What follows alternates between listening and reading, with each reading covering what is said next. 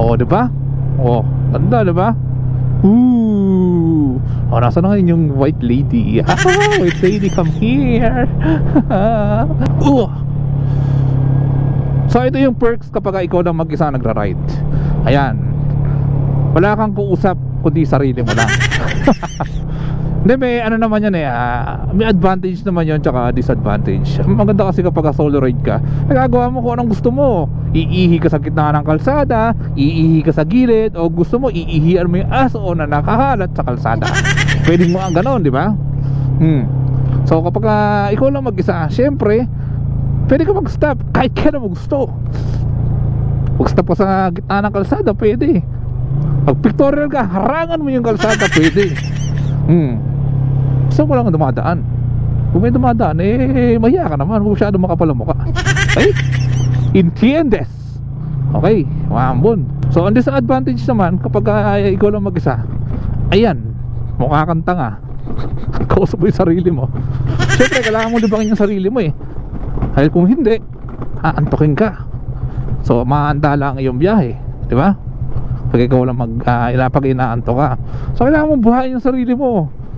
Pag baliw-baliwan ka, diba? Ganoon lang kasimple yun.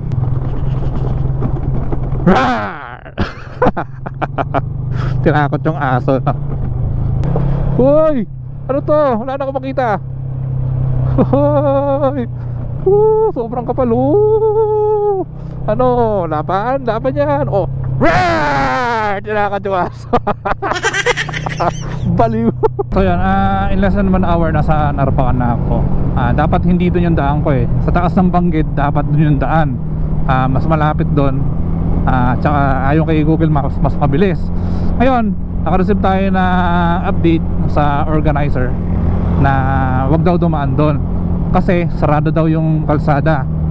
So wala tayong ibang way kundi Panarbacan tapos vegan. So, ito yung pinaka famous na Quirino Bridge. Yun, naputol nakaraan buo pa yun nung may bagyo, kaya naputol, diba? Kala ko nga ito yung naputol It's now official. Dito na ako sa Ilocos Norte. Alright, kalalagpas ko lang sa Arco and ang time is 6:22 ng gabi. Dito na tayo sa Corimao marker. Hanapin ko na lang kung nasaan. So ang sabi dito daw. Alright. So right now, pupunta na tayong Apari, between Apari and Santa Ana. Let's go. So yun, nandito na ako ngayon sa Banggit, Ilocos Norte. So kape lang ako kasi medyo inaantok. Kaya lang yung mata ko kasi pagod na. Kailangan kong mag-rest. Madalas mga dre kapag dumadaan ako dito sa Patapat Bridge, laging umaga. Ngayon lang ako dadaan dito ng madilim. So tignan natin kung ano itsura niya pagka madilim, diba? So ito yung itsura ng Patapat Viaduct o Patapat Bridge kapag gabi. Ayan. Tensya na kayo, ito lang kaya ko ipakita kasi nga madilim. Ayan, madilim kasi. Pero maganda to sa umaga. Ayan, marami nagpipicture dito kapag umaga Sir, pwede ba magpahinga dito? Oras kayo alis papalamigin ko lang yung makina ng motor kasi magpapalit ako lang Thank you. So lipat ko lang yung motor banda dito siguro. Ay doon na lang, doon para maliwanag. Sige po. Ay, maano yung tubig?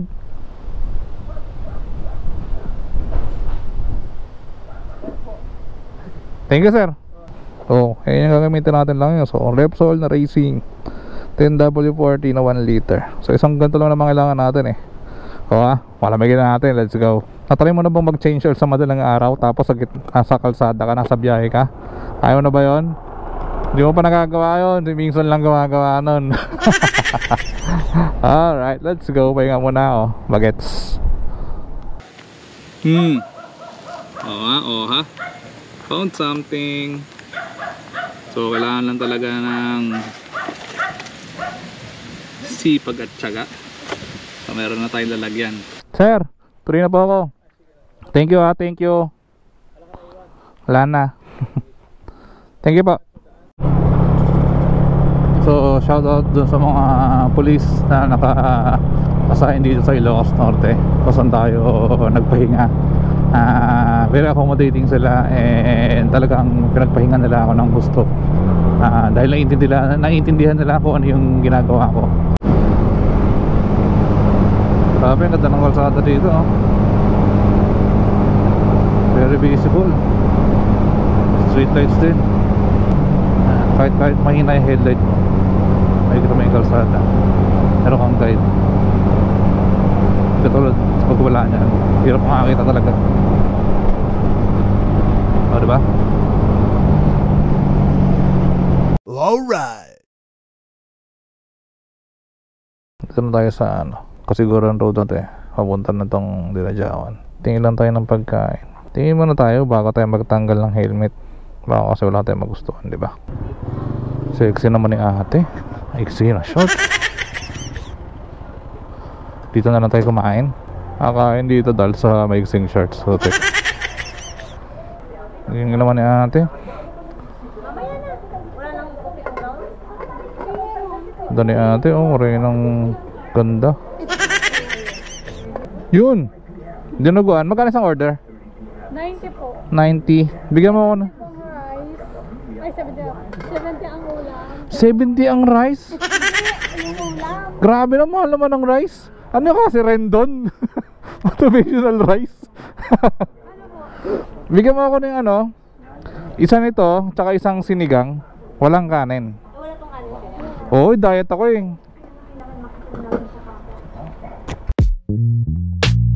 Maybe sometime you will feel better.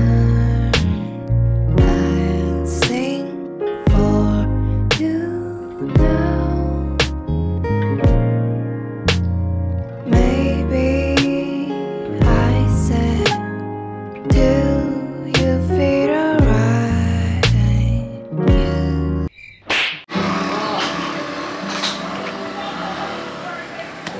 Binigay ni Daddy mo yung 500 na pinadala ko sa'yo? Hindi na tayo nagkaroon ng pagkakataon na kilala. Hindi ko pa nga pumapasok eh. Pero sa late 140 ka. sa akin ang mahal mo. Then, 140. Magkano? Naglaro niyo, kuya. Ano nang lamang gagawin mo? 200 baon mo! say I feel alright. Sit next to me, lean on me, come close to me, to me. Ano pangalan mo, te? Dayan. Dayan? Single ka pa? Oh, 17 years old po. Ay, 17 years old. Ako, patay, makukulong tayo dyan. Pero ano Malaking mukha. Tsaka Tangkad yung niya. mukha niya parang matanda. ano ano to? Pinay na pinay yung beauty niya. No? Hindi siya maitim, hindi siya. Oh. Taga dito talaga siya? Pangasinan po. Oh? Taga Pangasinan ka pa? Sexy po, si Dayo. Sabi ko, mag-aasawa mo na si Dayo. Paano ka napadpad dito? Ano po, yung tita niya, nag-uwi dito, sumama siya. Hmm. Gusto niya dito nagtrabaho na. Dito na siya. Nagustuhan niya dito. Ayaw na niya umalis sa akin. Tsahin ka po niya. Ay, tsahin ka Nanay, niya. parang nanay-nanay na niya. Dayan. Yan. How do you feel now? It's alright. Lagi pa naman ako dito. Lagi ako dumadaan dito eh. Hanapin kita pag kakain ako dito, ha? Marami pong dyan, nanligaw, kay Dehan. Naku, kung ano magpaligaw. Mga meron pa naman ni Dehan, magkakanda.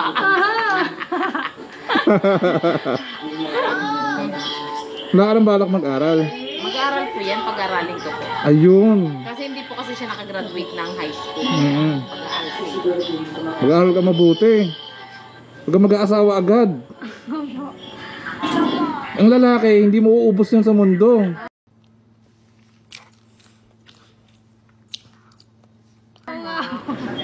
Kasi kasuhin mo yung future mo para gumanda yung kinabukasan Hindi mo. mapupura ang beauty mo.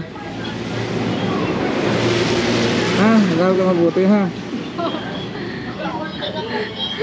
Sayang. Ay, dati ka na daya. Ay, dati ka na daya. Sumali natin yung pagkikita.